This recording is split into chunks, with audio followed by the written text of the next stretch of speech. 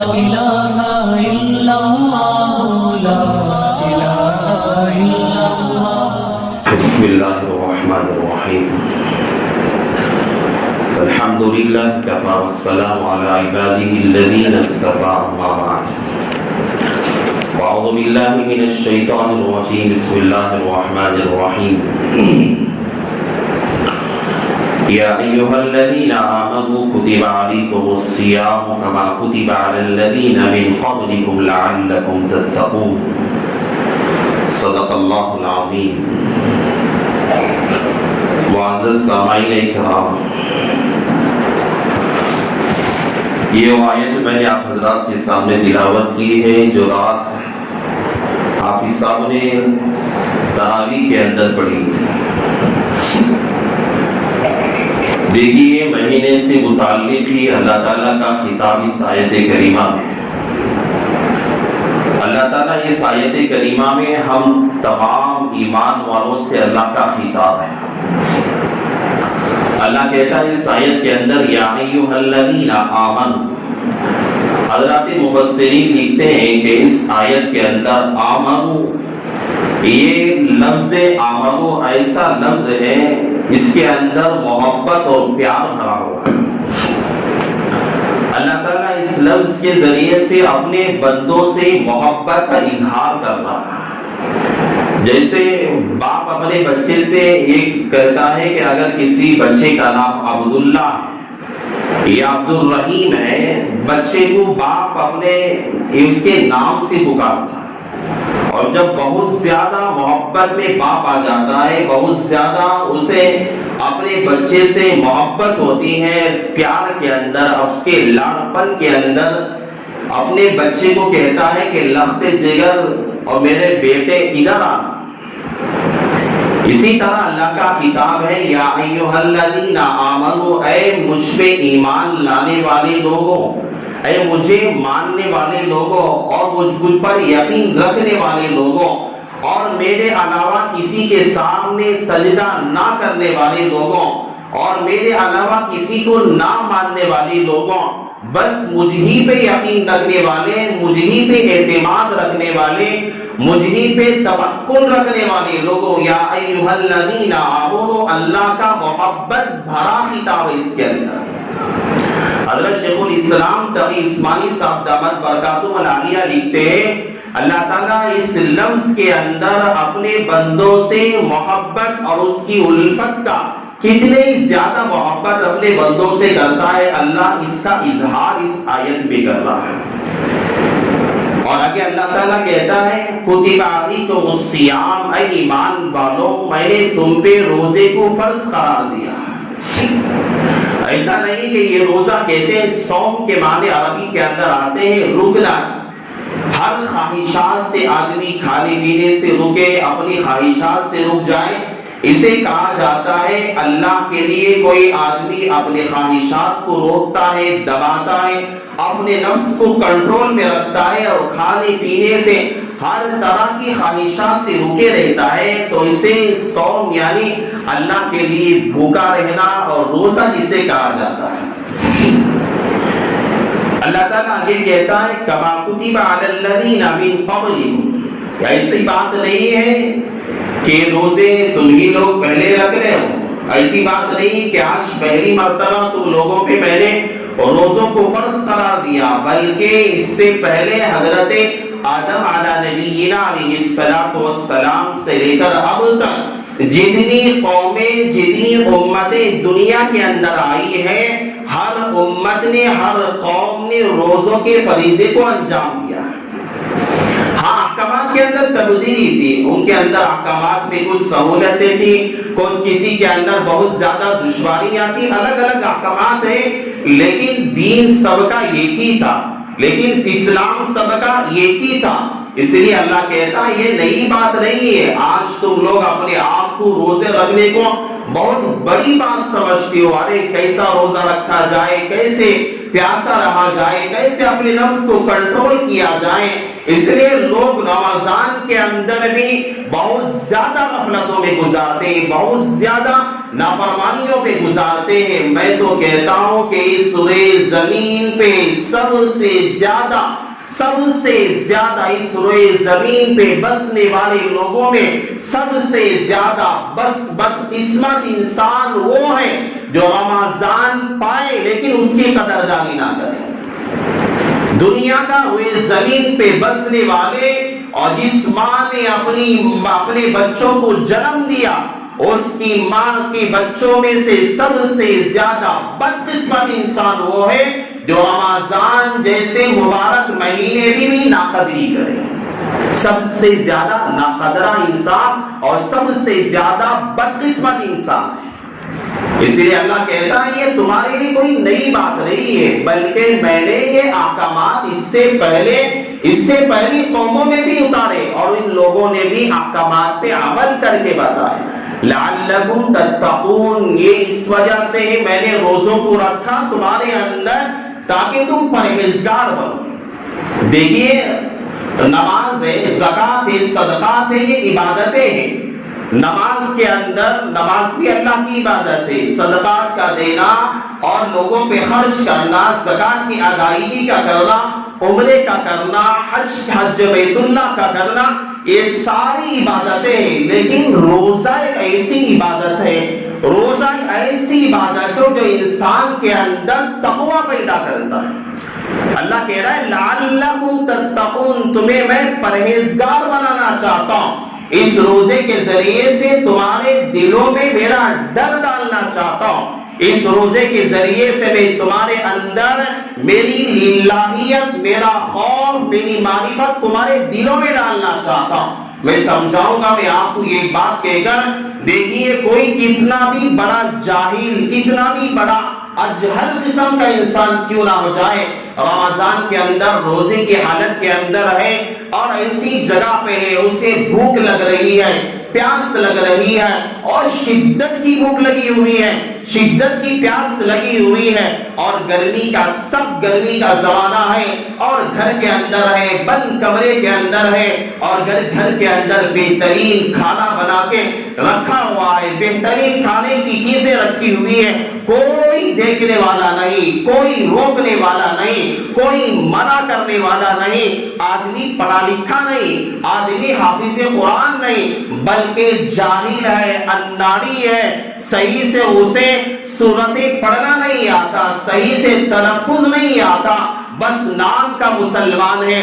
ایسا انسان بھی اگر روزہ کی حالت کے اندر ہے اور گھر کے اندر ہے، کوئی روکنے والا، کوئی بولنے والا نہیں ہے، اس کے دل کے اندر خواہش ہے کہ میں اس پیاس کے اندر ہوں اور اس بھوک کے اندر ہوں، میں کھانا کھا لوں گا، میرا پیٹ بھر جائے گا، نفس کہے گا میں پانی پی لوں گا، بہترین چیزیں رکھی ہوئی ہیں اسے استعمال کروں گا، میری بھوک ختم ہو جائے گی، میری پیاس ختم ہو جائے گی. خدا کی قسم میرے رب نے روزے کے اندر ایسا تقوی رکھا ہے، ایسا تقوی اللہ نے رکھا ہے، وہ وقت کا جاہل ہوگا، وقت کا اناری ہوگا، وقت کا شرابی کیوں نہ ہو جائے، خدا کی قسم گھر کے بند کمرے کے اندر بھی بیٹھا ہوگا، کہے گا کہ کوئی دیکھنے والا تو نہیں ہے لیکن میں روزے میں ہوں، اگر میں کھاؤں گا میرا خدا مجھے دیکھ لے گا، اگر میں پیوں گا میرا رب مجھے دیکھ لے گا، اگر میں اپنی خواہشات پوری کروں گا میرا رب مجھے دیکھ لے گا، اگر میں اپنی پیاس ختم کروں گا میں اپنے خدا کو کیا جواب دوں گا، اگر میں اپنی بھوک کو ختم کروں گا میرا خدا مجھے دیکھ لے گا. جاہل ہوگا، اناری ہوگا.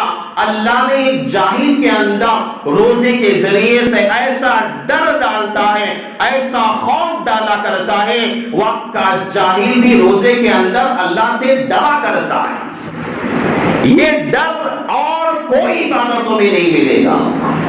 یہ خوف آپ کو نماز کے اندر آپ کو ریاکاری پائی جائے گی، حج کے اندر، عمرے کے اندر، صدقات کے اندر، آپ کو نوافل کے اندر یہ خوف، یہ ڈر کسی عبادت میں نہیں بس فقط اللہ نے روزے کے اندر ایک ایسی تاثیر ہمارے رب نے رکھی ہے جو اللہ تعالیٰ ایک جاہل کے اندر بھی اللہ تقوی، پرہیزگاری، للہیت، معرفت پیدا کرتا ہے. اور بندہ حضرات مفسرین لکھتے ہیں یہ تفسیر ہوتی ہے. بھائی دیکھو جمعہ میں جو ہوتا ہے اسے بیان کہا جاتا ہے. یہ میں جو صاحب کے سامنے قرآن ہاتھ میں لیے ہوئے سامنے بیٹھ کر جو بولتا ہوں یہ کوئی کھیل تماشا نہیں ہے. آپ لوگ یہاں بیٹھے الحمدللہ پہلا روزہ ہے، سب اطمینان سے بیٹھے ہوئے ہیں، اور جب جو روز بروز ایک دن ہوتا جائے گا روزانہ لوگ اٹھ کر جاتے رہے. یہ ہمارا کوئی شیوا نہیں ہے. اللہ کا کلام ہے، سال میں ایک مرتبہ ایک دو آیتیں آپ کے سامنے پڑھ کر اس کے بارے میں حضرات مفسرین اللہ کا کلام ہم سے کیا کہتا، کتنی بہترین باتیں اللہ ہمیں سمجھا رہا ہے، لیکن ہم اٹھ کر جاتے رہتے ہیں 5-10 منٹ بیٹھ کر ہم ہی سننے کے لیے. رمضان میں بھی شیطان بھی نہیں چھوڑتا. نفس ہمارا شیطان جو کہتے ہیں شیطان کو قید کر دیا جاتا ہے، لیکن انسان کا جو نفس ایسا ہوتا ہے جو بالکل شیطان بن چکا ہوتا ہے، جو دین کی محفلوں میں، دین کی مجالس کے اندر اللہ کے کلام اور پیغمبر کی سنتوں کے سننے کو قائل نہیں ہوتا. وجہ یہ ہے کہ نفس مردہ ہو چکا ہے. جو رمضان جیسے مبارک مہینے میں بھی انسان کا نفس صحیح راہ پہ نہیں ہے. یہ میں کہتا ہوں اتنے لوگ بیٹھے ہیں روز بروز ایک صفحے دو صفحے روز ختم ہوتی جائے گی. ماحول ایسا بن چکا ہے آپ کا. یہ ایسا کہنا ہے کہ جب اللہ کے کلام کے سننے کے لیے ہمارا دل تیار نہیں ہے تو سمجھ لو کہ یہ ہمارا دل مردہ ہو چکا ہے. نفس کے اندر شیطانیت بڑھی ہوئی ہے ہمارے، اور کچھ نہیں کہا جا سکتا. اور اللہ تعالیٰ بس کہتا ہے کہ روزے کے اندر اللہ تعالیٰ نے ایک ایسا تقوی رکھا ہے، اللہ نے ایک ایسا خوف رکھا ہے جو دیگر عبادتوں میں اللہ نے یہ خوف، یہ تقوی، یہ الہیت اللہ نے نہیں رکھی ہے اسی روزے کے اندر.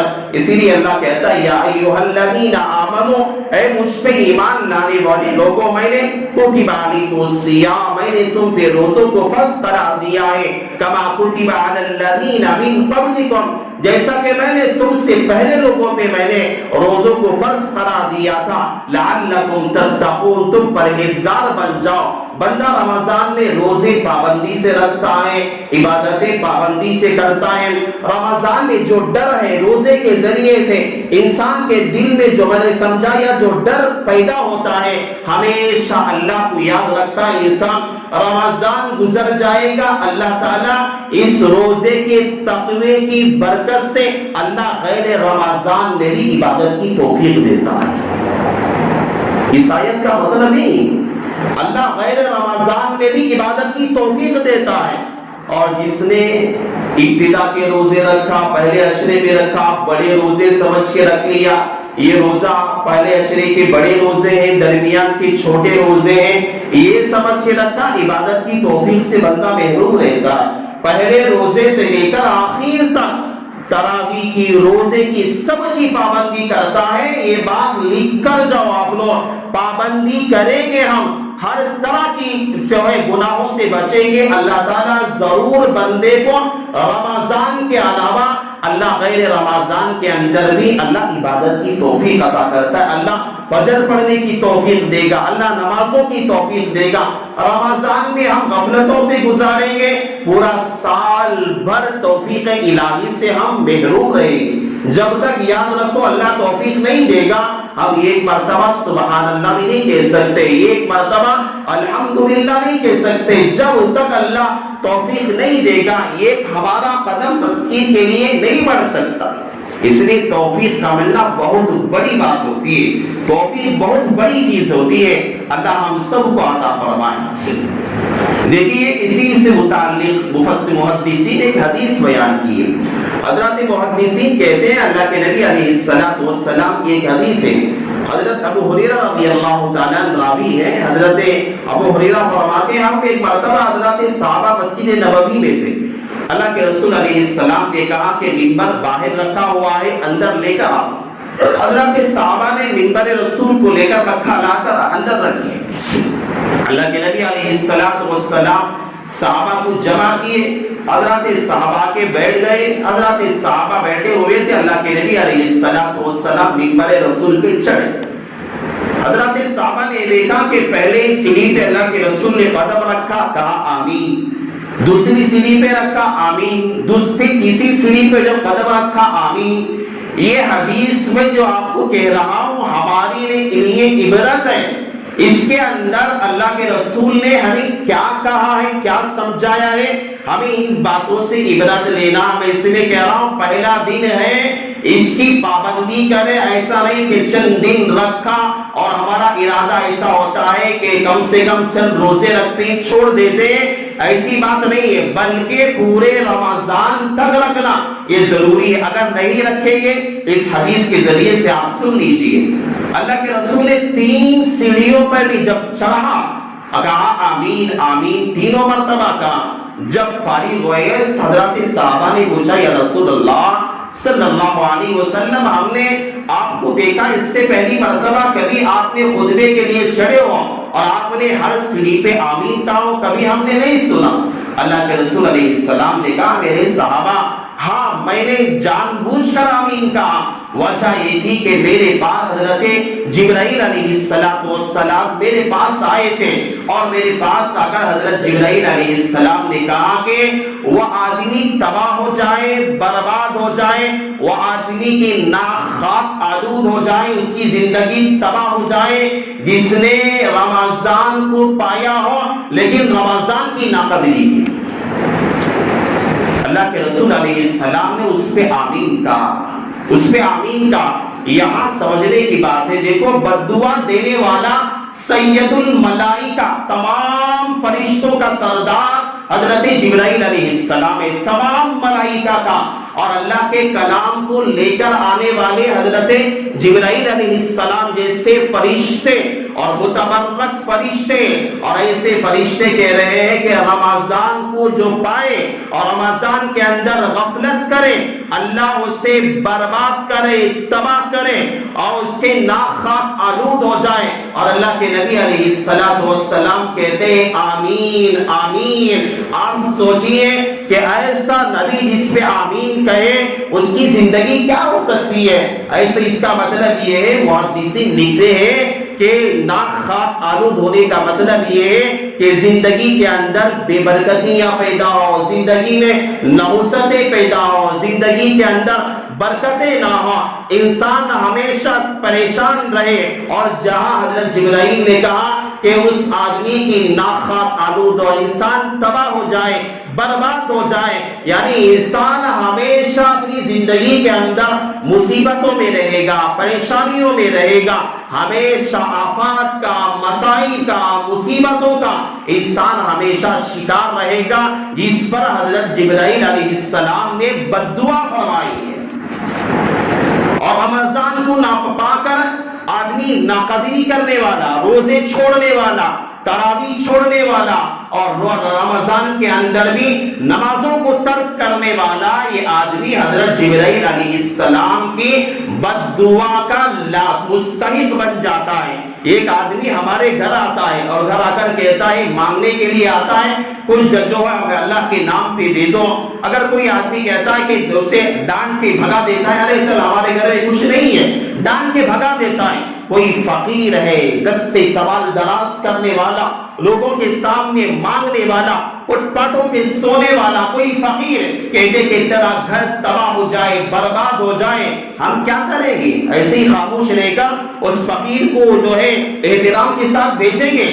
آدمی غصے میں آ جائے گا، اسے ڈانٹے گا، ارے تو مجھے بد دعا کر رہا ہے، اسے مارنے کے لیے جائے گا، ڈانٹے گا، اسے دھتکارے گا، اسے گالیاں کی برسات کر دے گا۔ وہاں ڈر انسان کے اندر آتا ہے، لیکن یہاں ایک ملائکہ مقرب فرشتہ بد دعا کر رہا ہے، اور یہاں اللہ کے نبی اس پہ آمین کہہ رہے ہیں۔ یہاں بد دعا ہمیں نظر نہیں آتی، بد دعا ہمیں یاد نہیں آتی۔ یہ اس لیے اگر رمضان میں ہم ناقدری کریں گے، ہماری زندگی کے تباہ ہونے پر حضرت جبرائیل علیہ السلام نے بد دعا کی ہے، اللہ کے نبی نے اس پہ آمین کی ہے۔ اگر اس لعنت سے ہم بچنا چاہتے ہیں، اپنی زندگی سنوارنا چاہتے ہیں، اپنی زندگی کو صحیح بنانا چاہتے ہیں، ہم اپنے آنے والے سال کے اندر پریشانیوں سے، اپنی کمائی کے اندر برکتیں چاہتے ہیں، اور اپنی زندگی میں ہم برکتیں چاہتے ہیں، اپنے گھروں کے اندر عافیتیں چاہتے ہیں، رمضان کی قدردانی ہمیں کرنا بے حد ضروری ہے۔ اگر نہیں کریں گے اس حدیث کے ذریعے سے آنے والے پورے سال میں ہم ٹھوکریں کھاتے پھریں گے۔ یہ ہم میں سے ہر آدمی کی زندگی کا سوال ہے، ہم میں سے ہر ایک کو سوچنا ہے کہ ہم رمضان کیسے گزارے۔ اللہ ہم میں سے ہر ایک کو صحیح طور پہ رمضان کی قدردانی کی توفیق عطا فرمائے۔ اور میں پھر آپ کو کہتا ہوں کہ اللہ کے کلام کی تفسیر ہوتی ہے، آپ اللہ سے میں گزارش کرتا ہوں کہ روزانہ اس اللہ کے کلام میں اللہ ہم سے کیا کہتا ہے، اسے اللہ ہم میں سے ہر ایک کو سننے کی توفیق عطا فرمائے۔ دیکھیے مسائل میں سے ایک اہم مسئلہ یہ ہے کہ روزہ کس پہ فرض ہے، یہ اہم مسئلہ۔ حضرات فقہاء لکھتے ہیں سب سے پہلا جو مسئلہ ہے، اور مسلمان، اللہ نے روزہ مسلمانوں پہ فرض قرار دیا۔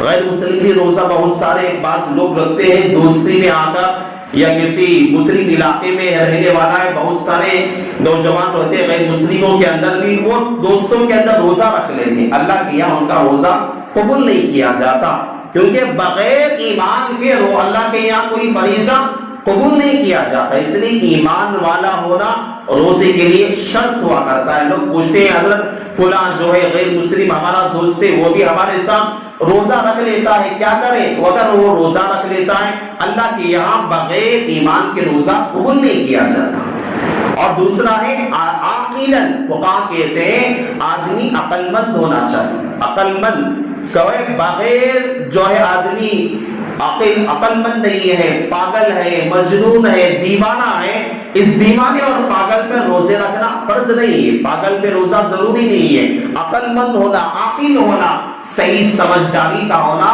یہ روزے کے لیے شرط ہے۔ اور تیسری شرط ہے آدمی کیا ہو، وہ بلوغاً، آدمی بالغ ہو، کم سن بچہ ہے، غیر مکلف ہے، اس پر اللہ کے احکامات نافذ نہیں ہوتے۔ چھوٹے بچے، ہاں مسئلہ یہ بھی آ جاتا ہے چھوٹے بچوں کو روزہ رکھوانا کیسا ہے؟ بچہ 7 سال کا ہے، حدیث کے اندر آتا ہے اللہ کے نبی علیہ السلام نے فرمایا اگر تمہارا بچہ 7 سال کا ہو جائے، روزے کا نماز کی حکم کیا کرو، نماز کے لیے آگاہ کیا کرو، نماز پڑھنے کے لیے کہا کرو۔ جب 10 سال کا ہو جائے بچہ اور نماز کے نہ پڑھنے میں اسے تنبیہ کیا کرو۔ حدیث کے اندر آتا ہے جب نماز جیسے فریضے کے لیے اللہ کے نبی نے کہا تو روزے، اگر بچے 7-8 سال کے ہیں، اگر بچے سحری میں اپنی خوش دلی سے اٹھ جاتے ہیں، روزہ رکھنے کی کوشش کرتے ہیں، بچوں کو آگے اسے عادت ڈالنے کے لیے، اگر بچہ سحری کر لیتا ہے، کوئی بچہ 10 بجے تک رہتا ہے بھوک سنبھالتا ہے، کوئی 11 بجے تک، کوئی 12 بجے تک، کوئی دوپہر تک رہتا ہے، بچوں کو عادت ڈالنے کے لیے روزہ رکھوانا چاہیے تاکہ بچوں کی تربیت ہو سکے۔ ہاں بچے 14 سال 13 سال کے قریب ہو چکے ہیں، انہیں ڈانٹ کر روزہ رکھوانا چاہیے۔ حدیث یہی کہتی ہے انہیں ڈانٹنا چاہیے، روزہ نہ رکھنے پر والدین اسے تنبیہ کرنا چاہیے۔ اگر بچے کے اندر طاقت ہے اور سب کچھ ہے، صحت ہے، نہیں روزہ رکھتا ہے، گھومتا پھرتا ہے، ماں باپ کو چاہیے کہ بچوں کو روزہ رکھنے کی عادت ڈالے، اسے تنبیہ کیا کرے۔ اور روزہ کی نیت جو ہے، جو ہم لوگ روزے کی نیت کرتے ہیں، اللہم اصوم یوما بغد شہر رمضان، بہت ساری دعائیں ہیں۔ دیکھو حدیث کے اندر روزے کی دعا منقول نہیں، اللہ کے رسول علیہ السلام سے روزے کی جو دعا ہم عربی میں پڑھتے ہیں، یہ حدیث اللہ کے رسول سے ثابت نہیں۔ ہاں نیت کہتے ہیں زبان کے ارادے کا، کوئی آدمی ہر زبان سے اگر روزے کے الفاظ پڑھ لیتا ہے جو عربی کے الفاظ ہیں، اور بھی بہتر ہے، اس کے پڑھنے پر اللہ کے یہاں ثواب بھی دیا جائے گا، لیکن روزے کی نیت دل سے کرنے کا نام۔ کوئی آدمی سحری بھی کر لیا، روزے کی نیت نہیں کیا، پورا دن بھر بھوکا رہا، شام ہو گئی، روزے کی نیت نہیں کیا، اس کا روزہ نہیں ہوگا۔ کوئی آدمی سحری نہیں کیا، بھوکا رہ گیا، لیکن دن کے اندر روزے کی نیت کر لیا، پورا دن بھر بھوکا رہا، اس کا روزہ ہو جائے گا۔ اس لیے نیت دل کے ارادے کا نام ہوتا ہے، اس لیے روزانہ ہر رمضان کے روزے کے لیے الگ نیت کرنی ضروری ہوتی ہے، بغیر نیت کے کوئی روزہ معتبر نہیں ہوتا ہے، اس لیے ان باتوں کا خاص خیال رکھنا چاہیے۔ اگر کوئی مسئلے کے اندر آپ کو درپیشی ہو، کوئی مسئلہ معلوم نہیں ہو رہا ہو، آپ بغیر کسی جلجال کے، آپ بغیر کسی جو ہے تکلف کے آپ براہ راست اس سے معلوم کر سکتے ہیں۔ دین کے اندر آسانیاں ہیں، پوچھنے کے اندر آدمی کو شرم نہیں کرنی چاہیے۔ اللہ سے دعا ہے کہ اللہ تعالیٰ سنی ہوئی باتوں پہ اللہ مجھے بھی آپ لوگوں کو بھی اللہ عمل صالح کی توفیق عطا فرمائے۔